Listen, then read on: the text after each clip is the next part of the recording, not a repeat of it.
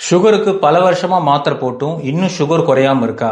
அப்ப இந்த மூணுல ஏதாவது ஒரு காரணம் இருக்கலாம். என்னன்னு பார்ப்போம். நமஸ்காரம், நான் உங்கள் மருத்துவர் சிவகுமார், தியான் ஹெல்த் கேர் மருத்துவமனை. நிறைய பேஷண்ட்ஸ் என்கிட்ட கேட்கறது என்னன்னா, டாக்டர் நீங்க சொல்ற மாத்திரை நான் கரெக்டாக தான் போடுறேன், இருந்தாலும் எனக்கு சுகர் கண்ட்ரோல் வர மாட்டேது, என்ன காரணமா இருக்கலான்னு. இதுக்கு பொதுவா 3 முக்கியமான காரணங்கள் இருக்கு. முதல் காரணம், நம்ம மாத்திரையை சரியான நேரத்துக்கு போடாம இருக்கிறது. மாத்திரைக்குன்னு ஒரு குறிப்பிட்ட நேரத்தை கண்டிப்பா ஒதுக்கி அதே நேரத்தில் நம்ம ரெகுலரா போடணும். காலையில 8 மணி, மத்தியானம் 1 மணி, நைட் 8 மணி. இந்த நேரத்துக்கு நம்ம மருந்துகள் எடுக்கும் போது அந்த மருந்துகள் வேலை செய்யற வேகம் நிறைய இருக்கும். ரெண்டாவது முக்கியமான காரணம், நம்ம எடுக்கக்கூடிய உணவு. சுகர் பேஷண்ட் பொறுத்த வரைக்கும் பேஷண்ட் என்ன நினைக்கிறாங்கன்னா, எது வேணா சாப்பிட்டுக்கலாம், மாத்திரை போட்டா எல்லா சுகரும் இது குறைக்கும் நினைக்கிறாங்க. அது கிடையாது.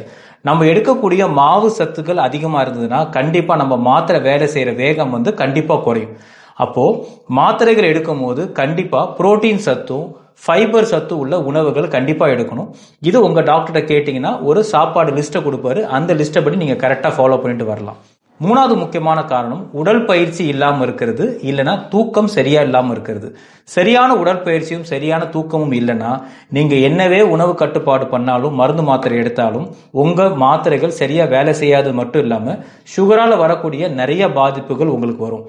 அடுத்த முறை நீங்க சுகர் மாத்திரை எடுக்கும் போது இதெல்லாம் கரெக்டா ஃபாலோ பண்றீங்களான்னு பாருங்க. இதெல்லாம் கரெக்டா ஃபாலோ பண்ணியும் உங்களுக்கு சுகர் குறையலன்னா நீங்க எடுக்கக்கூடிய மாத்திரை என்னன்றதை கீழே உள்ள கமெண்ட்ல சொல்லுங்க. நான் உங்களுக்கு அதுக்கான விடைகளை சொல்றேன்.